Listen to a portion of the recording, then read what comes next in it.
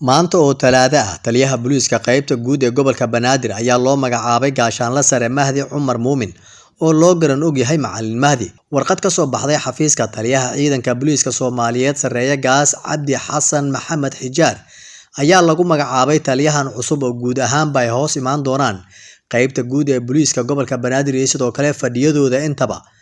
Gaashaanle sare Mahdi Cumar Muumin ayaa bedelaya taliyihii hore qaybta booliiska gobolka Banaadir Allah u naxariistay Farxaan Qaroole oo 30kii bishii Sebtembar lagu dilay qarax ka dhacay deegaanka Basra ee u dhaxeeya magaalooyinka Balcad iyo sidoo kale Afgooye.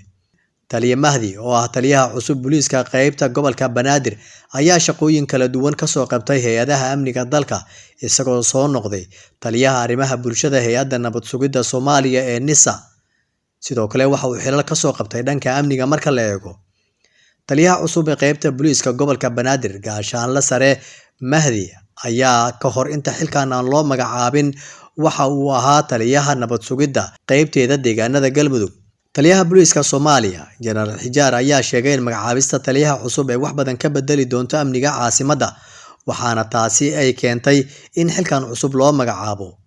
General Farxaan Qaroole Allah u naxariistay waxa uu ahaa shaqsi wax badan ka soo qabtay dhanka amniga caasimadda marka la eego isagoo xitaa amniga caasimadda ka sugayay daafaha magaalada. Geerida General Farxaan kadib waxaa la hadal hayay shaqsiga booskan buuxi kara balse taliska booliiska Soomaaliya waxa uu sheegay in Macalin Mahdi oo ah taliyaha cusub booliiska qaybta guud gobolka Banaadir loo arkay in uu buuxin karo booskii uu baneeyay Allah u naxariistay General Farxaan Qaroole.